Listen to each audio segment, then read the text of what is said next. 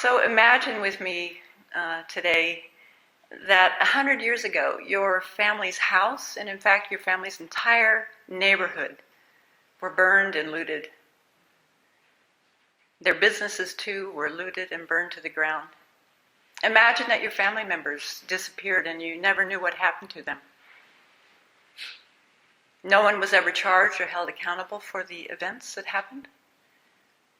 And your family risked further violence by talking about what had happened. Sadly, there are descendants of the 1921 Tulsa race massacre that are in this situation. And I thought to talk about that a little bit today. May 31st marked the 100th anniversary of that massacre. It was one of the worst incidences of racial violence in our country. And I grew up in Tulsa, so I remember Tulsa as a very segregated city. North and South Tulsa were very different. When I started the first grade in 1964, there were about 263,000 people. 65% were white, 15% were black, and filled in with other races as well, or ethnicities. Today there's about 402,000 people. It's become a much more diverse city in many ways, a much more, well, let's say a less conservative city.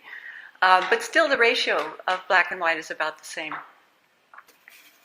In the 2020 presidential election, 41% of people voted Democratic and 57% voted Republican. And again, this reflects a rural-urban divide, like many states in the United States right now. The history of the 1921 Tulsa race massacre was silenced and denied since it occurred for most of the 100 years. Oklahoma became a state in 1907, and after the Civil War, former slaves from the 5 civilized tribes were given land in Oklahoma when they were freed due to the 1866 treaty, Indian Treaty. Many of them were given like 160 acres of land to prosper on, and they did. There were all-black towns, many all-black towns in Oklahoma, and people were self-governing in those towns. Also at that time, black Oklahomans owned oil wells and hotels and banks, movie theaters, bookstores. They were quite prosperous, and they found safety within their own people, and so many of the surrounding community members would come and spend their money at Greenwood, a district in Tulsa. Booker T. Washington called Greenwood Black Wall Street because that's where black Oklahomans went to spend their money. So you can imagine that resentment and jealousy may have been brewing within some of the white community in the early 20s. There was so much happening at that time. It's fascinating to go back and read different accounts. Local white-owned newspapers had already been running articles and editorials that were inflaming the racial violence at that time, racial intolerance. And it really begs the question, why was there so much hatred towards black people? We can ask that question still today. There's no scientific base for race, is there? It's a label. It's a social construct that's been used to define and separate people for millennia. Race is not grounded in genetics, as we know. And still, it goes on. So what is it grounded in?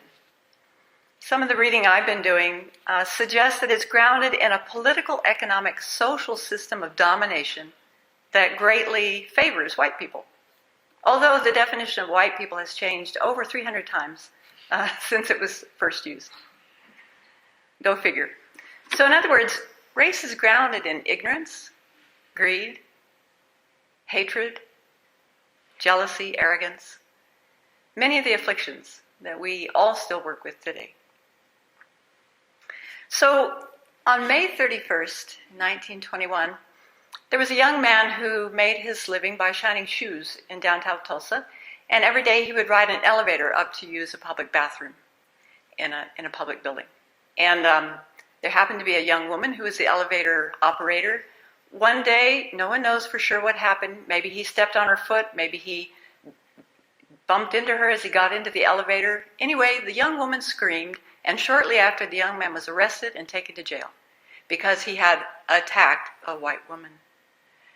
So as he's sitting in jail, many of the older men in the Greenwood district went to his defense to protect him from being lynched. So they surrounded the jail. And unfortunately, many of them were armed. So one account I read said that one of the white men challenged one of the black men standing in the protective circle and said, "Hey, N-word, what are you doing with that gun?" And he said, "Well, I hope I don't have to use it, but if I do, I will use it." And a scuffle started. The gun went off, and fighting broke out. So here's a big brawl going on in downtown Tulsa.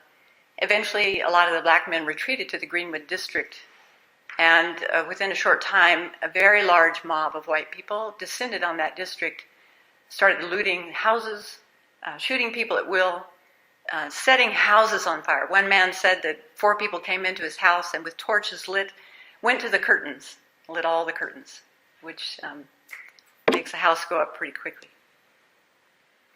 Instead of protecting the people involved on both sides of this dilemma, the police chief instead swore in hundreds of white men as deputies to help subdue the race riot.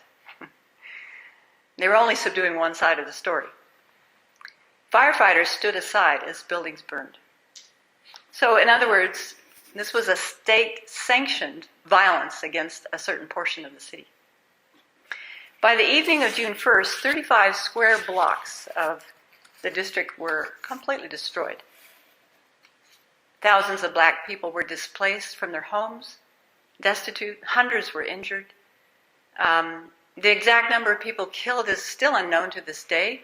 People were dumped into mass graves, and many were thrown off a bridge into the Arkansas River. So it may never be known how many people were killed over those 3 days.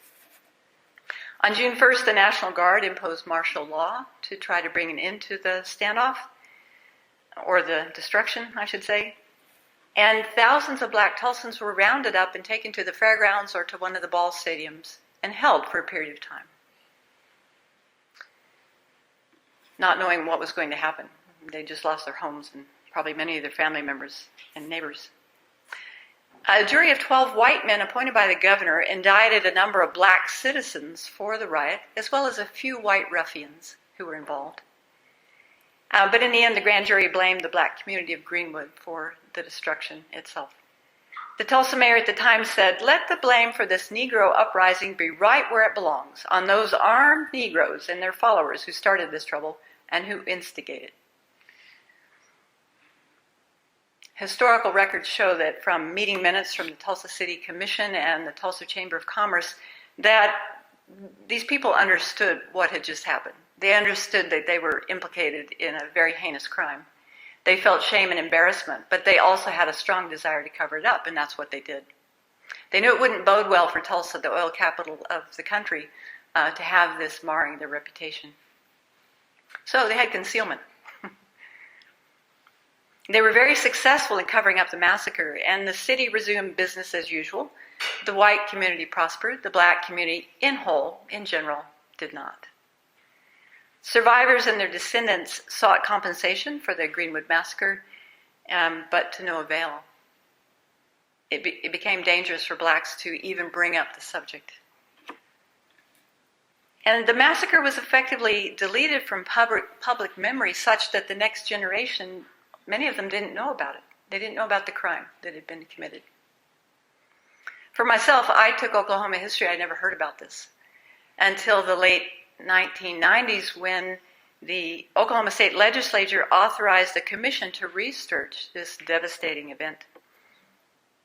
They understood the need for acknowledgement, for repentance, for reconciliation, and for closure that was being modeled by South Africa and other world stages at that time. And so with this law, they opened up this wound for the entire world to examine. After 3.5 years of intensive research and 20,000 pages of documentation, the Commission published the first comprehensive account of what had happened in an hour-by-hour, block-by-block, detail of the massacre. So that's available today for anyone to read. The Commission recommended that the government of Oklahoma enact a number of social restorative measures, emphasizing that reparations for the Greenwood community would be good public policy and do much to repair the emotional and physical scars of the past. Unfortunately, the city of Tulsa, the state of Oklahoma, and many other government agencies chose to ignore this recommendation. And so it festers as a cancer on the city today. Many of the massacre survivors and descendants sued the city of Tulsa and the state of Oklahoma. In 2004, although a very uncomfortable decision, the court ruled against them, citing a statute of limitations, a mere technicality. And in 2005, the Supreme Court declined without comment to take the case.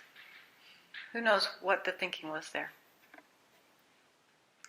The black community rebuilt in Greenwood, and it hit its heyday in the 40s and 50s, but as the 60s rolled around and integration and urban renewal projects were introduced, of course an interstate highway was put right through the district, eliminating a lot of homes and businesses as well, making a very clear divide between the affluent South Tulsa and the less affluent North Tulsa.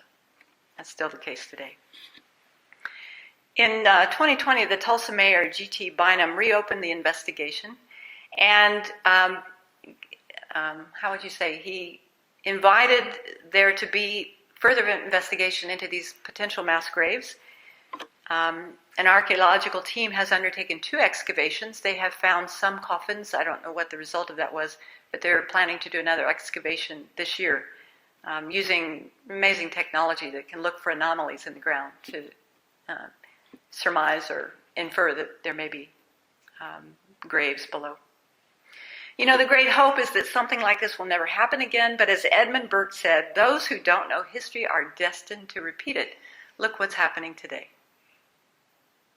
When the director of the U.S. Human Rights Watch visited Tulsa last year, she said, history gives us moments to reflect, to look back, and to examine where we've come from, how far we've come, and to ask what we've achieved, and to come to grips with the fact that perhaps we haven't come far enough.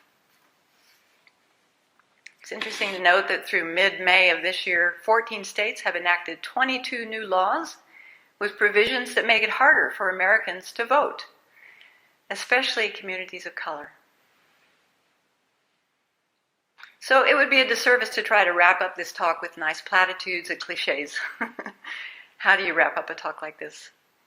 As I said to begin with, it's a great case study in mental afflictions and karma, how that gets played out individually and community-wide, collectively. It takes time to reduce deep-seated anger, prejudices, and misunderstandings among conflicting groups. It requires acknowledging the past. That's painful. That's hard to do, especially when you're the perpetrator. It takes a lot of reciprocal dialogue and cooperative action. It takes time to establish or reestablish positive relationships among conflicting parties. Again, it takes lots of communication and goodwill on both sides. Today, I'm bearing witness to the atrocities of the 1921 Tulsa Race Massacre and to all the people that it impacted on both sides of the conflict.